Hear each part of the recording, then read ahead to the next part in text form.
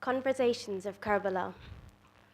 As part of our ongoing development of more meaningful observations of Muharram, Mahfil-Ali have organized an integrated and dramatic delivery of the Maqtal and Ma'tam. We hope that the delivery of the most poignant aspects of Imam Husayn's journey through a series of conversations will help our audience better relate to and encourage further creative expressions of this pivotal episode in our history.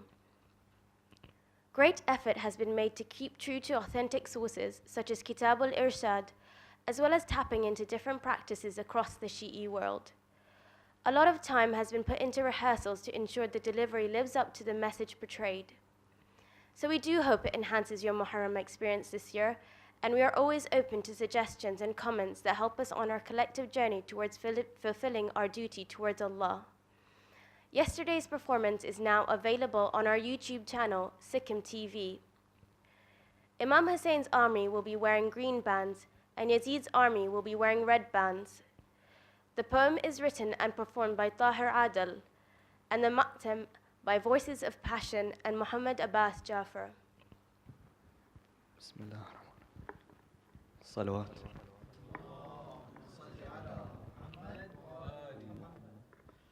12 chapters is a poetic project looking to explore Karbala through a poetic lens. And this is chapter 2, Muslim ibn Aqil, the messenger. The messenger. As the resplendent sun rises from ash beyond the horizon, Kufa stares at me with welcoming eyes. Distant rays wake the trees, and leaves feed on morning sight. The dusty land welcomes me, as the wind behind me displays its might. The people flock hesitantly, but pledge with warm palms, reveling in delight. I ponder whether the pores of their souls will open or narrow towards the light. The shroud of night falls, and the day takes a bow. Kufa stares at me now, behind its veils of darkness now, but this time not a voice nor a whisper of a vow.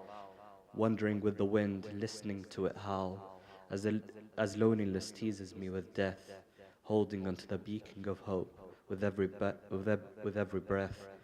The many warm, affectionate eyes now turn away as stone as they blink away, leaving me in the darkness of the shadow of another day. Throwing their hearts of stone at me, they are like the leaves that have voluntarily let go of the safe branch of their tree, to drift away in the wind aimlessly. All is black. The world has left my shoulder, a messenger with less than a candle holder. As I travel out between their souls like hollow caves, swallowing me in their darkness, as cowardice finds its slaves. Now I lay battered, wounded and torn, blood tracing the creases I adorn, but no blood could dampen, nor thirst could sway, nor pain torment the message this messenger has sent. The sun turns away in shame, while the air is in fear is still. The swords wag their tongues and the vultures hover till the kill. Birds seek shelter while the people lock their doors. Their hearts have deserted me as guilt is littered all around. Death is feasting here without sound. My heart I feel shatter all over my woeful soul. Shallow breaths have given way. Heaven has been laced on my tongue today, thrown from height to seal the deed of trust. I fall here from dust to dust. An angelic arm softens my fall, releasing me once and for all. My cage is finally broken. This messenger can seek the sky. My soul seeking Husayn. My sleeping wings awaken, ready to stretch and fly. My soul seeking Husayn, but Husayn is yet to die. So here I lay waiting, buried in the dust of the land that has betrayed the oath of trust. But one day nations will tremble, falling gracefully to their knees, as Kufa will be remembered as the capital of the 7 seas, and people remember me, Muslim, one of many luminous chapters of loyalty never to be forgotten. Salawat.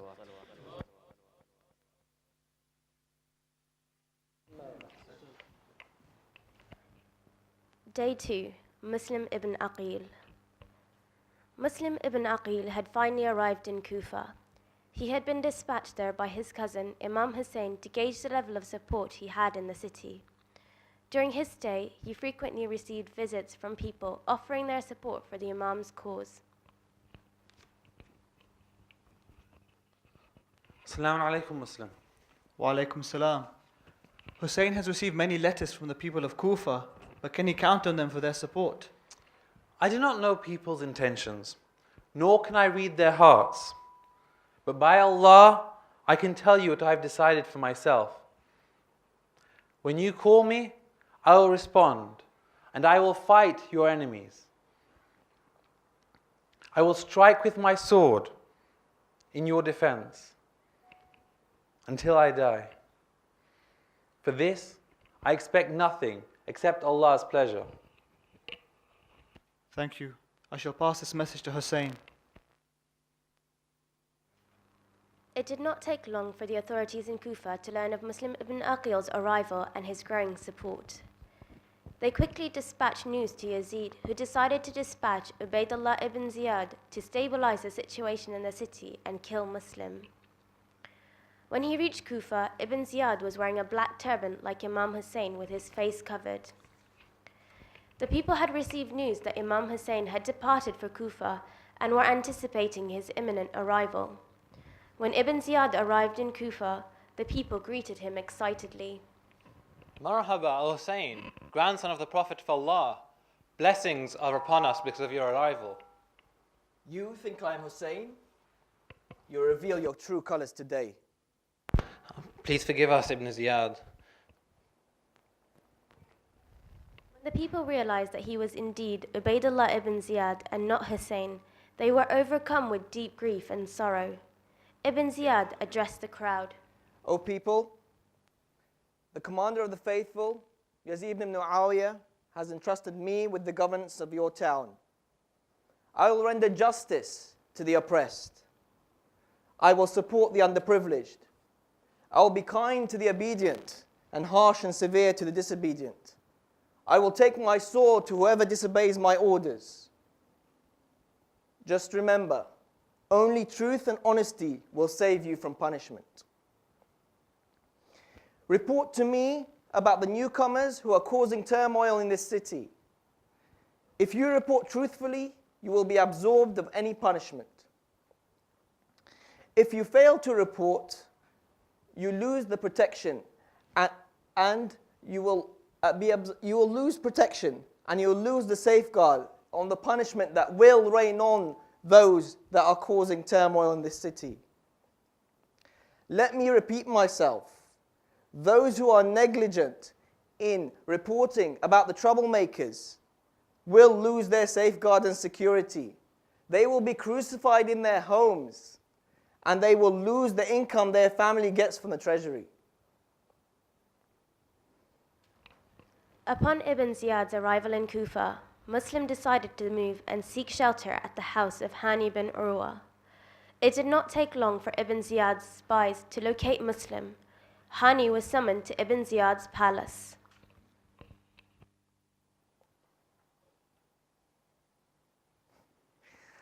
I seek for him life, and he seeks for me death. Who from the tribe of Murad will support you in your fight against your friend? What is the meaning of that, O governor? Hani bin Urwa, I hear you being hatching plots against the governor and the Muslims. You have given shelter to Muslim ibn Aqil, and you have been raising arms and men in the neighboring houses.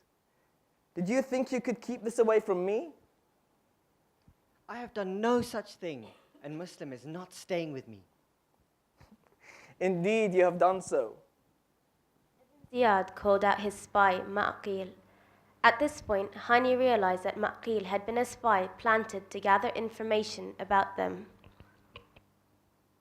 Believe me, by Allah, I did not invite him to my house, but I found him at my door. He asked to stay with me, and I was too embarrassed to refuse his request. It was my duty to protect him and give him food and shelter. Are you telling me that you know nothing of his mission? By Allah, I knew nothing until I had given him shelter. I swear an oath to you, or to anything that will give you confidence, that I mean no harm. If you wish, I will pledge my allegiance to you without any reserve.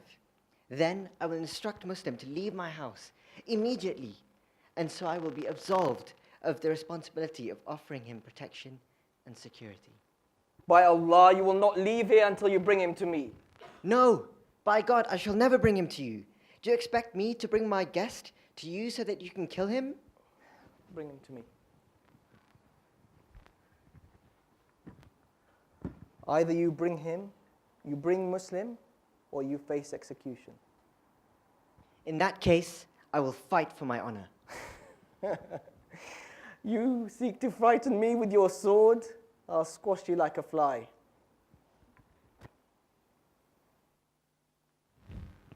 Ibn Ziyad then began to strike Hani's face with his cane and continued beating his nose, forehead, and cheek until he broke Hani's nose and the blood flowed onto his clothes. Have you become a Kharijite today? It's become lawful for us to take your life. Take him away and lock him up. On hearing what had befallen his host, Muslim gathered his companions, numbering approximately 4,000, and headed towards Ibn Ziyad's palace. Abbas Jadali reports, "When we left with Muslim marching towards the palace, we were 4,000 strong. By the time we approached the palace, the number of supporters had dwindled to 300 men. People continued to withdraw and disperse, and by evening Muslim had only 30 followers at the mosque praying with him. When he saw this dismal state of affairs, he decided to head towards the gates of Kinda, and his support was reduced to 10 men. When he left the gate, no one was with him.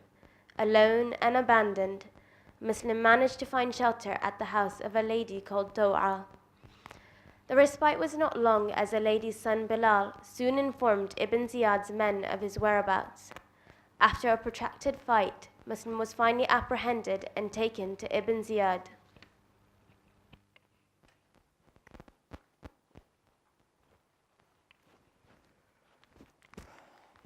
Ibn Aqil, before your arrival in this city, the people were united in their opinion. Now the disunity and the division that you have caused is causing them to attack each other. I did not come on my own accord. I was told that your father was killing eminent men and shedding their blood. That's when they sent for me here. What's it to you, you drunkard? Before recently, you were occupying yourself with wine drinking in Medina. Drinking wine? Drinking wine? You are a liar and you speak without knowledge.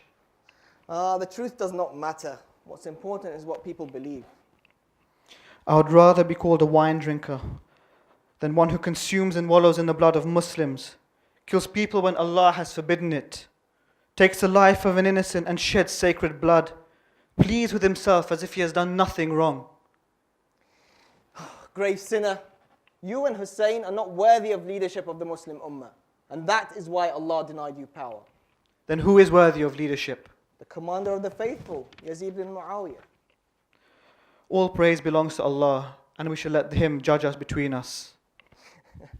You think you have a say in the matter? May Allah kill me if I do not kill you like no one else has done in the history of Islam. It is clear that you will never abandon sinful murder, your sinful murderous ways, torturous punishment, repulsive practices, and vile domination. No one is more worthy of carrying out such crimes as you. Take him away to the top of the palace, sever his head, and throw down his body for all to see. Muslim ibn Aqil was then taken to the rooftop of the palace for execution. Allahu Akbar. I seek forgiveness from Allah and send blessings upon His angels and messengers. O Allah, judge between us and the community that tempted us, deceived us, and humiliated us. Inna lillahi wa inna ilayhi raji'un.